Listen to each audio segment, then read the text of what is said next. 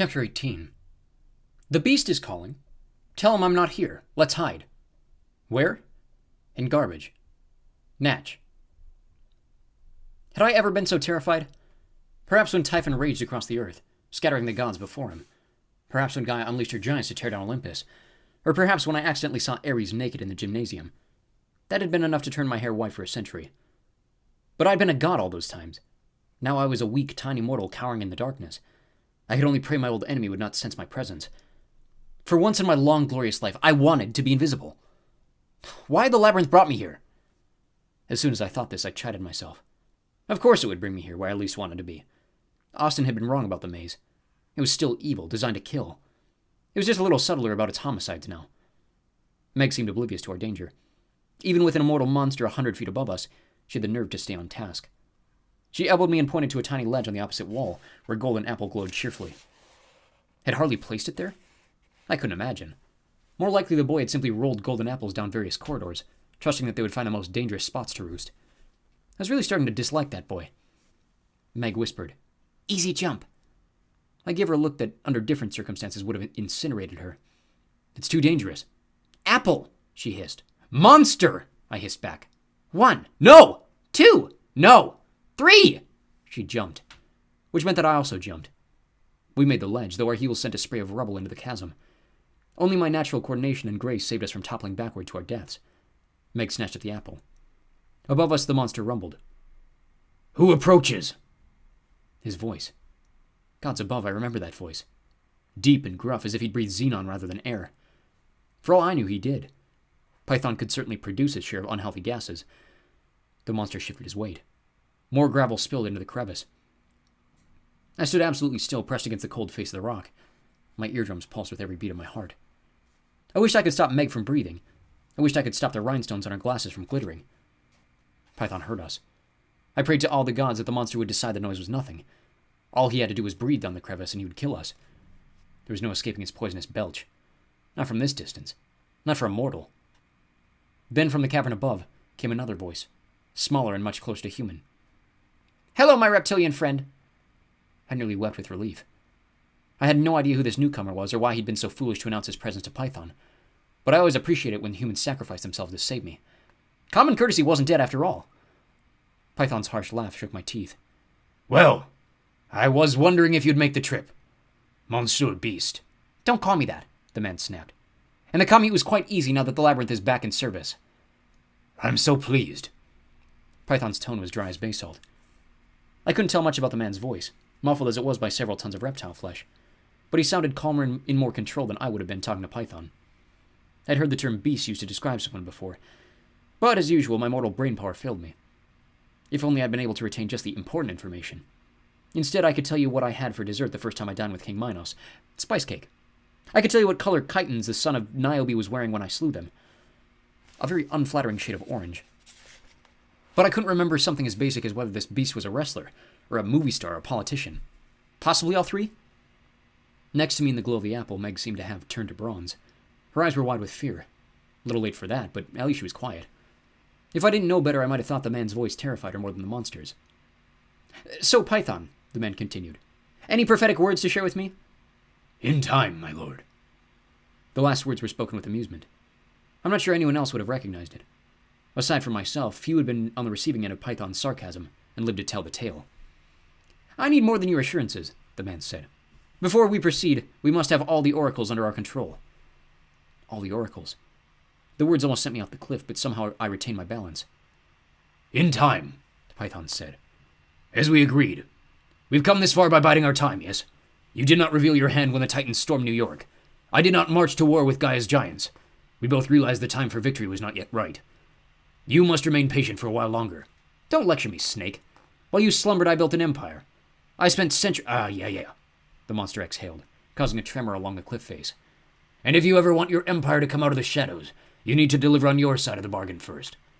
When will you destroy Apollo?" I stifled a yelp. I should not have been surprised that they were talking about me. For millennia, I'd assumed that everyone talked about me all the time. I was so interesting, they simply couldn't help it. But this business about destroying me, I didn't like that. Meg looked more terrified than I'd ever seen her. I wanted to think she was worried for my sake, but I had a feeling she was equally concerned about herself. Again, those mixed-up demigod priorities. The man stepped closer to the chasm. His voice became clearer and louder. Don't worry about Apollo. He's exactly where I need him to be. He'll serve our purpose, and once he's no longer useful... He didn't bother finishing the statement. I was afraid it didn't end with, we'll give him a nice present and send him on his way. With a chill, I recognized the voice from my dream. It was the nasal sneer of the man in the purple suit.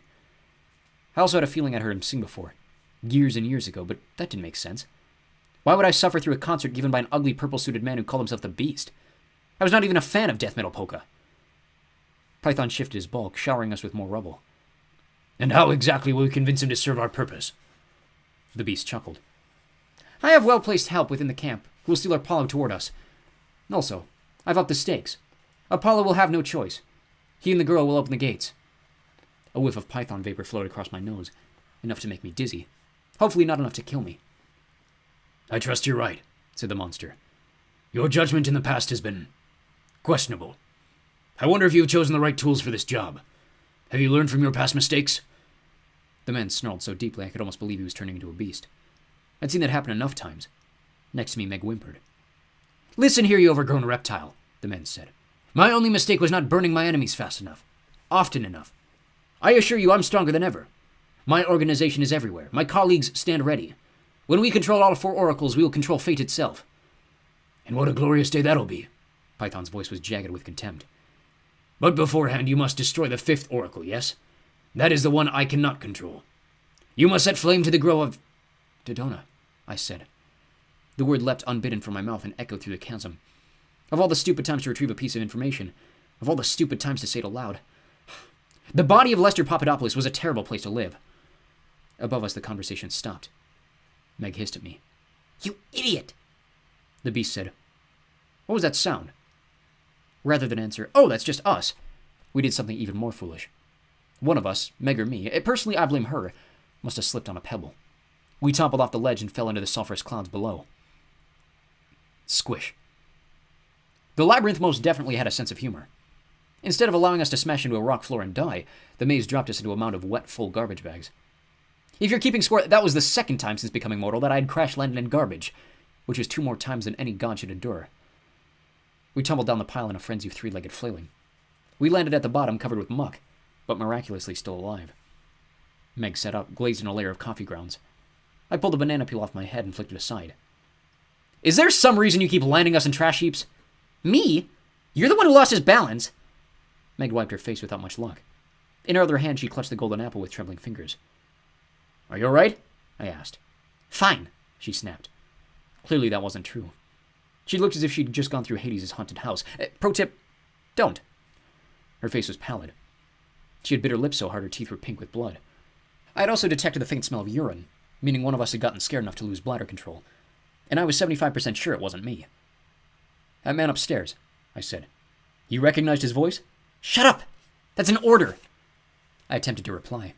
To my consternation, I found that I couldn't. My voice had heeded Meg's command on all its own, which didn't bode well.